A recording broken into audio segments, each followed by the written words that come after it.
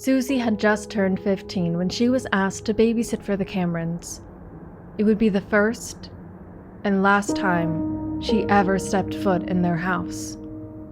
It was her friend Kelly who called her that afternoon with an emergency. "I was supposed to babysit tonight, but Ben just asked me out. Ben Connor!" "I know who Ben Connor is and that you've been in love with him your whole life," Suzie sighed. "And you know I'm your best friend." "So you'll do it?" Kelly sounded almost hysterical, as though Ben hadn't just asked her out, but proposed to her. "The Camerons, you said? How many troublemakers do they have there?" "One," Kelly said. "Ashley, a sweet 9-year-old. "Only if I can be your bridesmaid at your wedding." "Bridesmaid and maid of honor," Kelly said, and gave Suzie the address. Just before 8:30, Suzie rang the doorbell at a detached house with a red roof and a wide porch. The Camerons had only been living there for 6 months and were grateful that Suzie could step in for Kelly. They didn't have another babysitter. "We'll be back by 11:30 at the latest," said Linda, an attractive woman in her middle years. Her husband, Jack, gave Suzie his number. "You can always call us, but you'll probably have an easy night. That little monster has been asleep for almost an hour now. Don't forget, you've got unlimited access to the fridge." Suzie let them out and locked the door. She listened at the bottom of the stairs, heard nothing, then walked to the kitchen and poured herself a drink. It was exactly 9 p.m. when the movie started, a romantic comedy she had missed at the theaters, when Suzie jumped. A sound. Behind her. Suzie spun around. She was sure she had heard something. Light, quick footsteps, as though someone was trying to hide. "Ashley?" She stood up and walked out of the living room, peered into the hallway, and saw a small figure, poorly hidden behind a cabinet. She smiled and spoke aloud, exaggeratedly. "Huh, I thought I saw Ashley there for a moment, but I must have been mistaken. Ashley's upstairs sleeping." Giggles. "Impossible," she said as she walked towards the cabinet. "Ashley can't be here." Then the little boy jumped out, waving his arms. "Boo!" Suzie jumped back, clutching her chest. "My God, who are you?" The boy wore bright yellow pajamas with red stars. On his head was something resembling a teapot cozy with horns on either side, like a devil's horns. "Who are you?" "Suzie," Suzie said. "I'm your babysitter. Your parents will be home in a couple of hours." She crossed her arms theatrically. "Aren't you supposed to be in bed? In dreamland?" "I can't sleep," he said, pouting. "MENDAX wants to play. When MENDAX wants to play, no one can sleep." At 15, Suzie had babysat enough not to be fazed by imaginary friends. In fact, she had had a couple of her own. One was a talking unicorn and another was Suri Swordling, a pirate princess. She decided to play along. "What does MENDAX want to play?"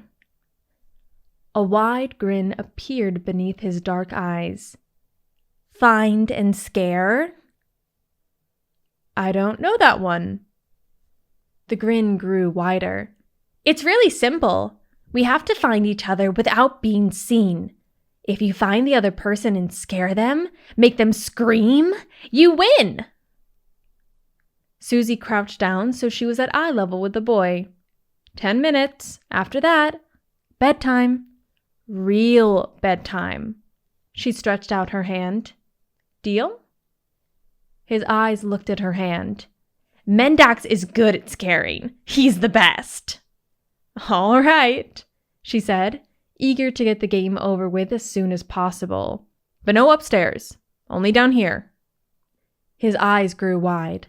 20 seconds to hide, then we start looking." Suzie looked around. The ground floor was huge.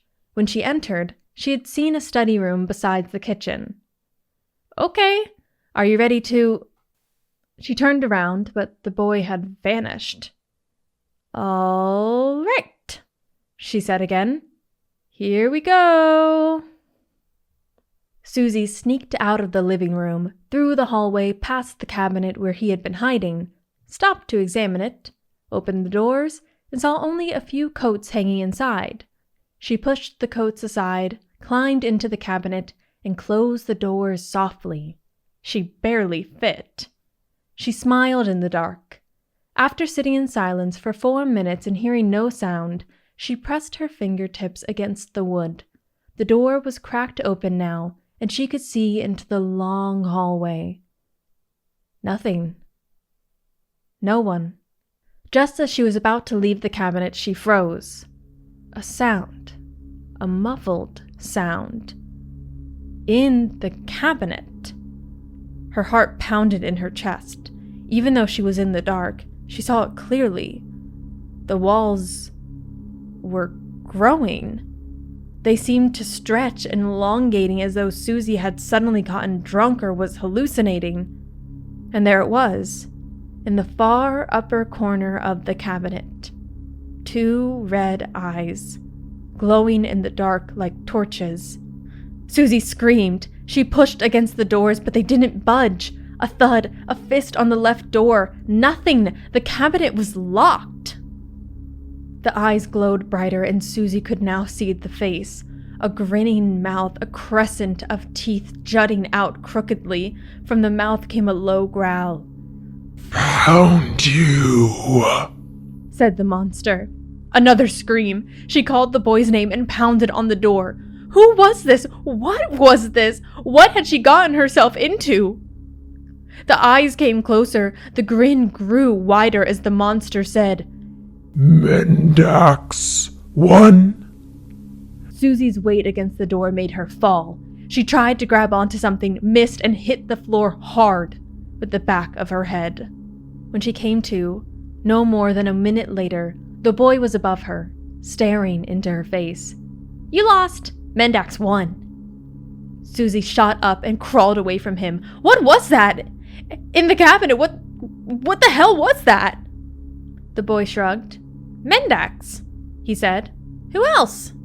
Suzie saw her fingers trembling, her throat as dry as cork. "Whatever sick joke you pulled, this stops now. You're going to bed. Now. And I'm calling your parents. I'm not staying here another minute." Another shrug. "Too bad. Will you come back next time? It was short, but MENDAX liked playing with you." A shiver ran down her spine. "Not in 100 years!"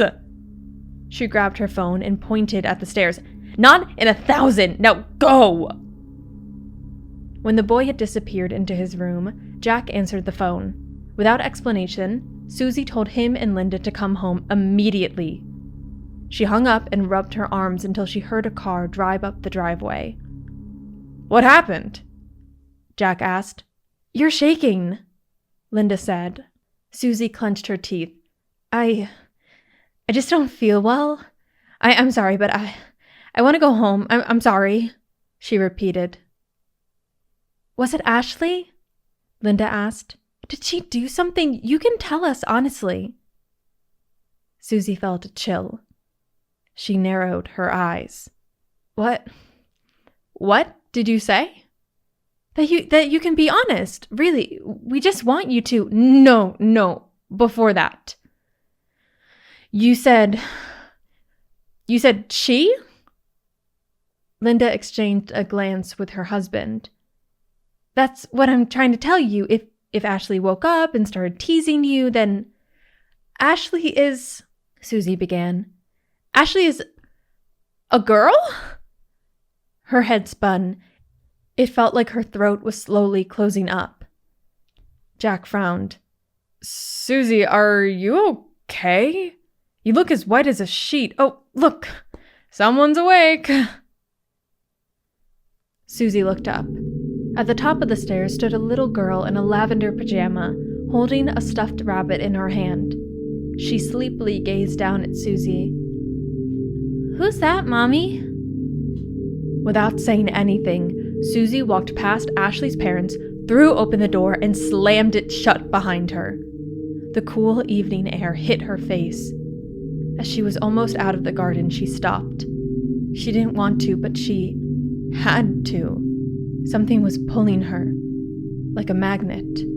She turned around. The door was still shut, but through the window of the room on the first floor, she saw him looking outside. The boy, or whatever it was.